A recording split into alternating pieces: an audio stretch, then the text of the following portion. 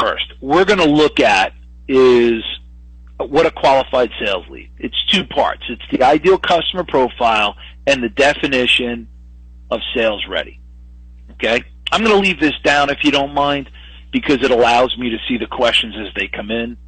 All right, so ideal customer profile. Now, please understand something, guys. For myself personally, I do not sell this as a service. I have people who use our software who do this, and along the way, I've been brought in to present. Okay, I've been brought in to help people do the presentations and the close.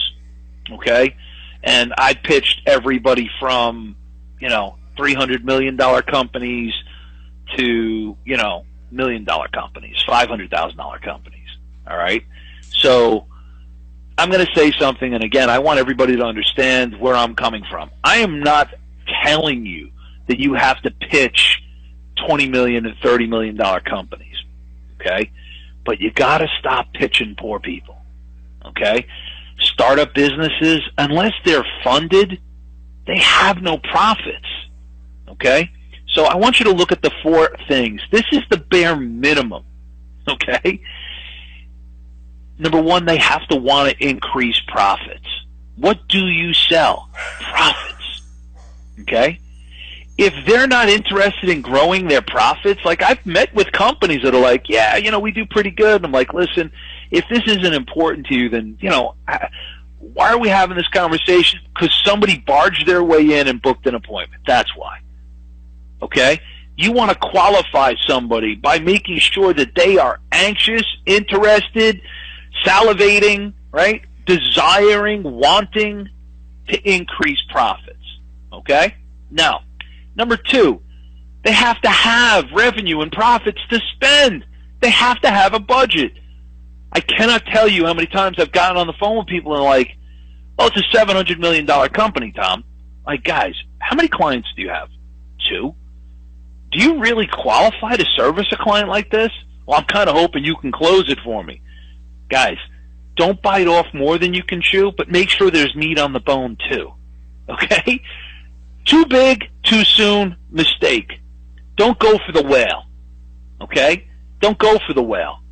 Unless you've closed the whale, it's a bitch and a half to close. There's departments and more than one person has to sign off. They're not idiots. They're well educated. And at the end of the day, I got to tell you, there's a sweet spot. Okay? I want you to find somebody who has between $1 million and $10 million in revenue. If you're going to drop below $1 million, they have to do $500,000 at a bare minimum, $500,000 in revenue. Okay? $500,000 in revenue. Why? If they don't have money to hire you, it tells you two things. Okay? They don't have a product worth selling.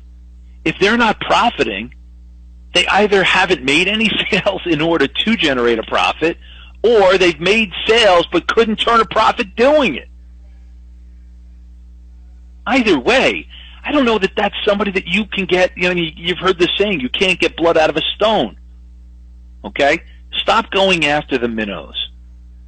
All right? I'm not saying you have to go after the whales, but stay away from the minnows. They have to have the money to hire you. All right? They have to have that. They have to have budget.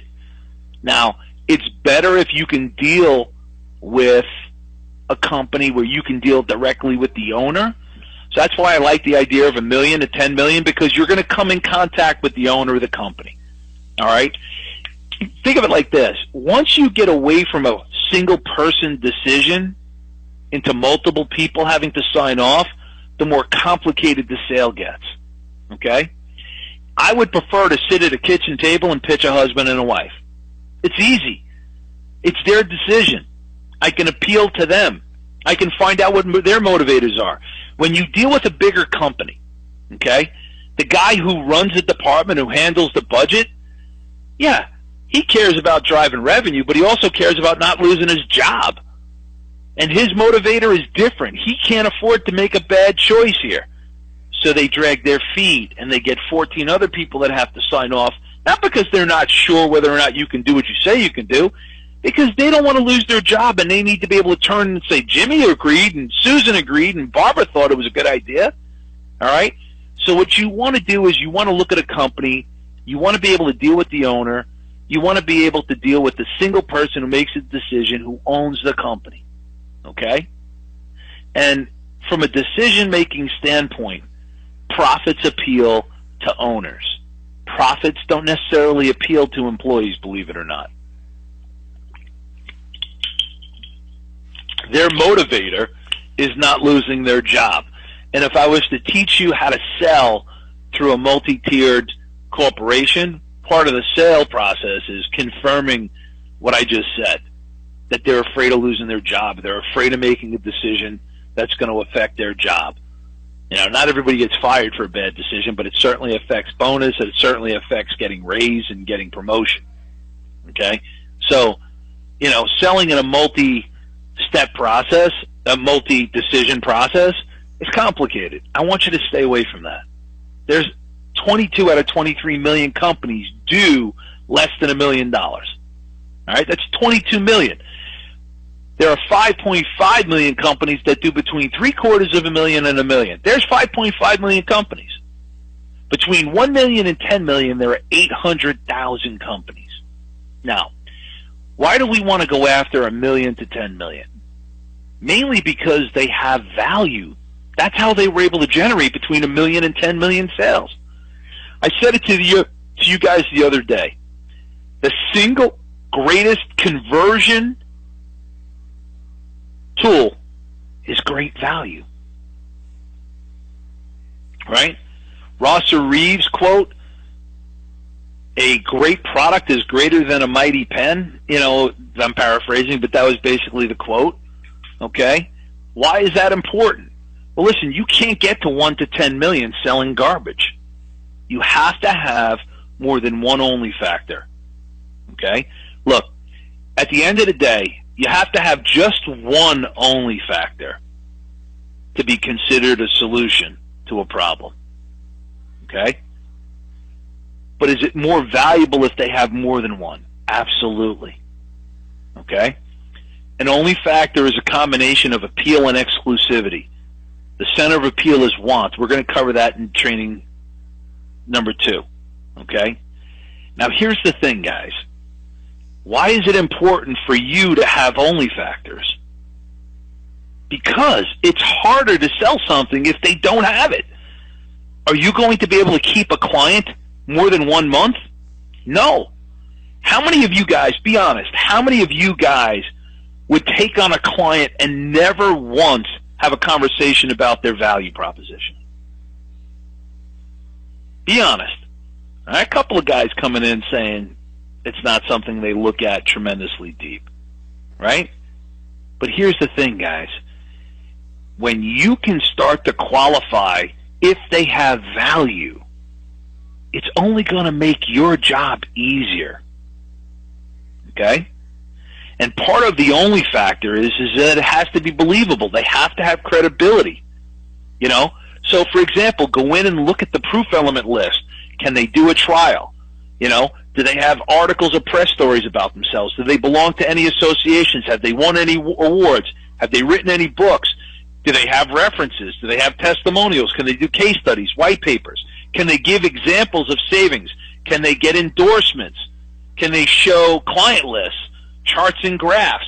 Can they do a performance audit? Could they create an expertise test? Do they have proof that backs up what they say they can do? Okay? It's important. They have to have that ideal customer profile. Okay? And here's the reason why. I said this to you in our last training session. All right? There are 5 forces of competition for profits. Your customer who you're about to sign up is going to have to compete against rival companies, companies that do what they do. Substitutes, alternatives. Then the customer is going to have bargaining power, their supplier is going to have bargaining power, and there's always the threat of entry of a new competitor or a new alternative. So you need to take a look at all of that. Okay? Now, for me personally, it's important that you look at the value proposition, because that is what you're getting paid to do, sell that. So if they don't have an only factor, how can they be considered for the solution? All right? So you want to make sure that companies are interested in increasing the profits. Okay? Now, how do we do that? I'm going to show you in how we define sales ready. What we want them to go through in order to be sales ready. Okay?